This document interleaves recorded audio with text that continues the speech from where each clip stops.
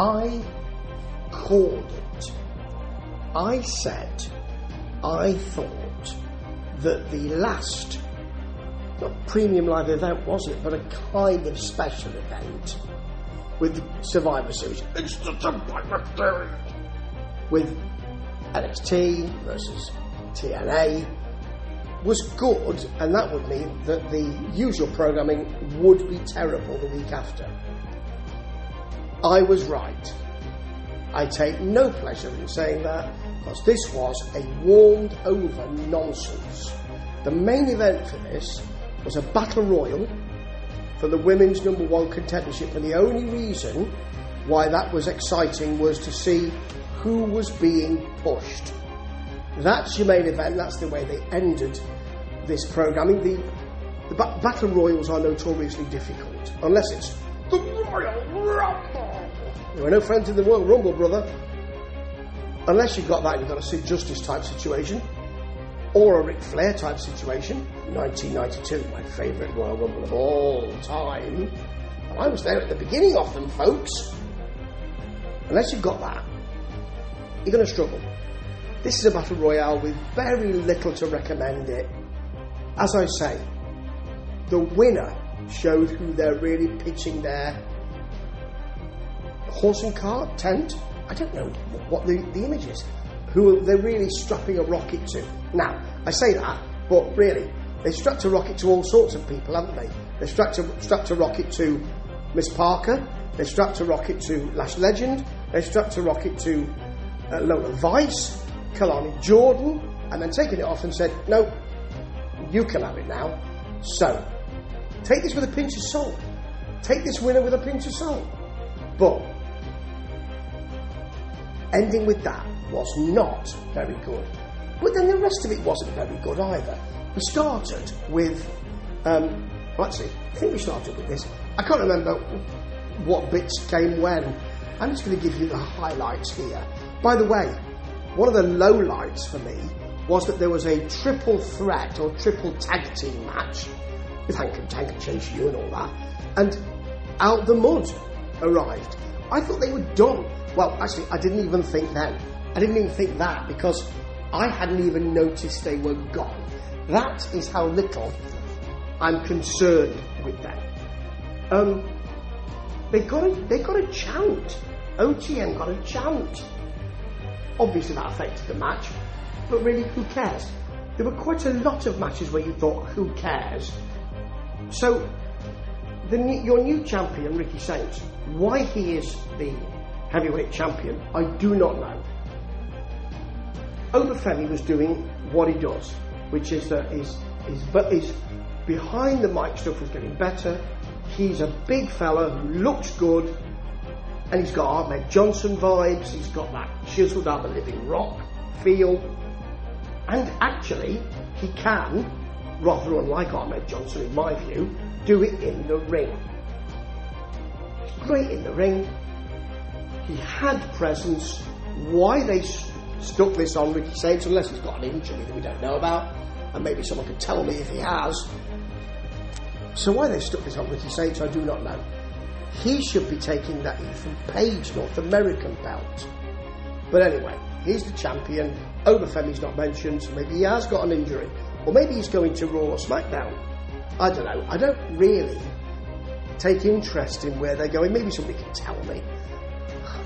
Not that I'm really bothered. But he calls out Trick Williams. And Trick Williams won't be there because it's a trick. He won't be there. He'll be on screen. Now, the most important thing, it was Wrestling 101. I'm really good. Yeah, well, we'll see about that. I'm calling you out to Halloween Havoc. Yeah, well, I'll be there. All of that. But the most important thing for me was that Trick arrives on the screen, no crowd noise at all. He does his bit, no crowd noise. Well, a couple of shattering voices, but nothing specific.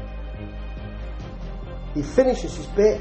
Ricky Saints has to pick it up from the floor. It's not good.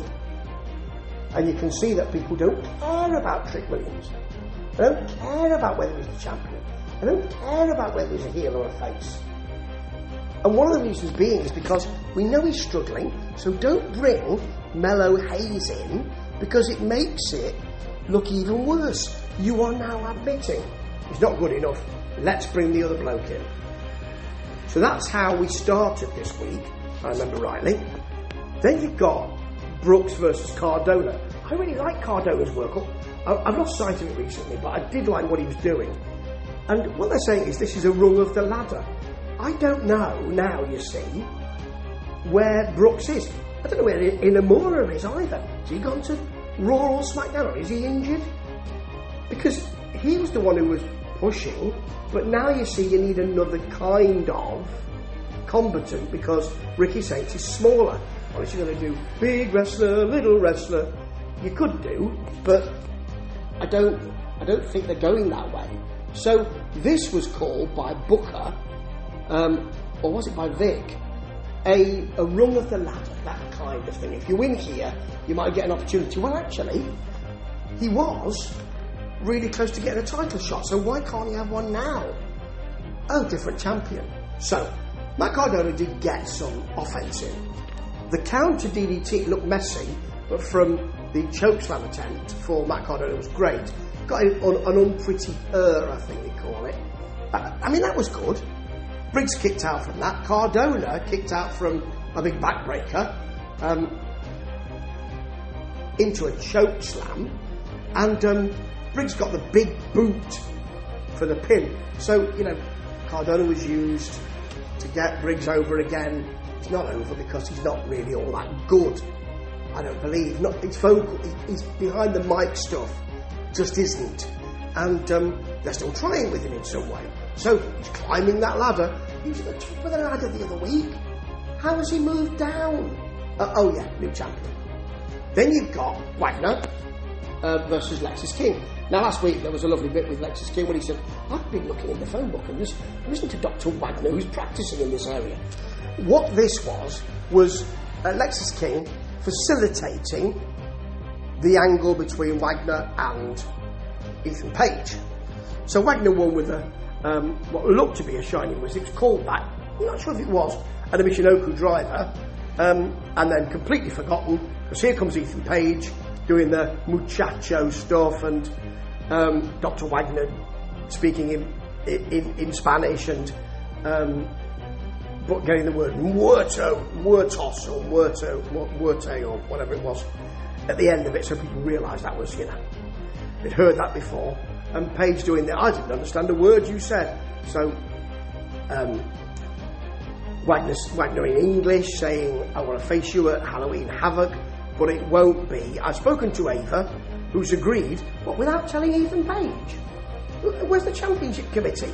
That it will be a Day of Death? Day of the Dead match?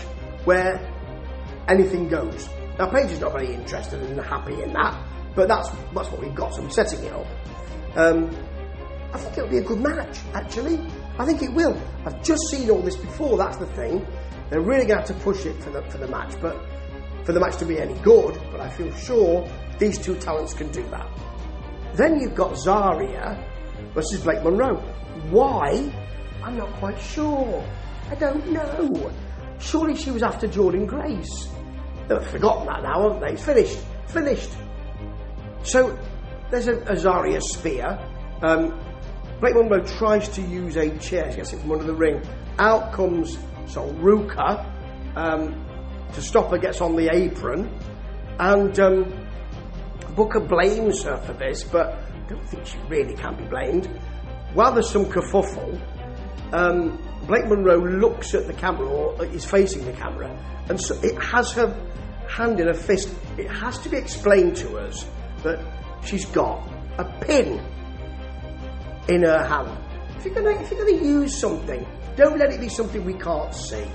It's just ridiculous. It's a pin. How can you possibly see that? So she's got into the fireman's carry position by Zarya, and then she apparently jabs Zarya in the neck and finishes off with a beauty shot, I think it's called, isn't it? It was awful because we can't see what the ending was, and you've got the kind of Soul and Zarya and that will happen as well in the Battle Royale.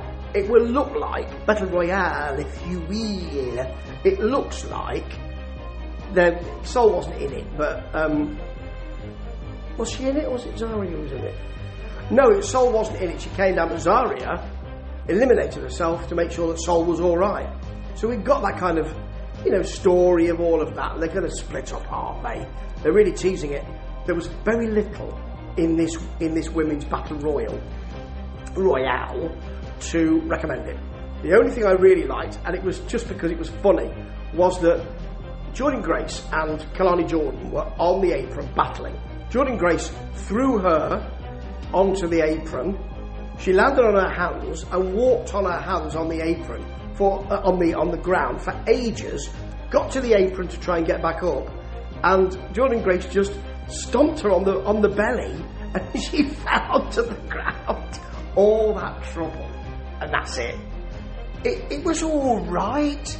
Lash Legend was eliminated by everybody. Everybody in the ring, probably about 10 women by that time, threw her out, which is good. It bigs her up, doesn't it? She also, just before that, of course she couldn't do it after that, eliminated Jada Parker with a big boot. Jada Parker then set about Xia Brookside, who'd just been eliminated, started beating her up because she was angry.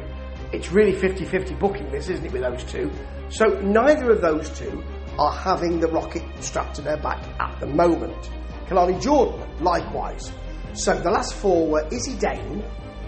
By the way, Ren Sinclair, she was running around the apron, just slipped off, it seemed to me, and was eliminated that way. I don't know if she was supposed to. If that was a spot, it made her look really foolish.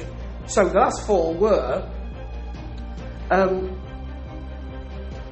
Izzy Dane, Tatum Paxley, Kendall Gray, and Jordynne Grace. And Kendall Gray was she got some good stuff in, actually. DDT and an overhead belly to belly, but she was dumped out by Izzy Dane, just basically picked her up and threw her out.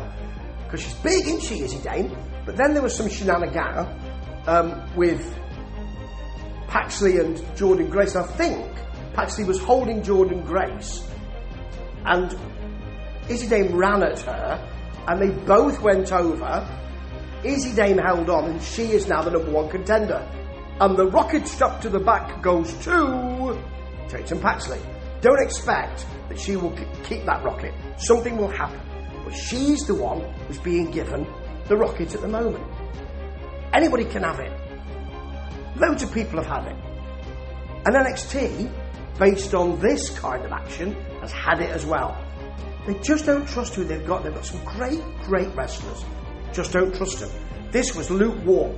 I'll tell you what, the Battle Royale was pedestrian. There was no energy in it. I'm not surprised. It just seems like everyone knows this is not working, and it must be terrible in the locker room.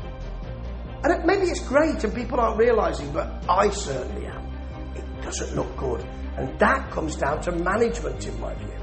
And everyone's got to be worried, because if Wes Lee can be let go, then any of them can be. Ta-ta.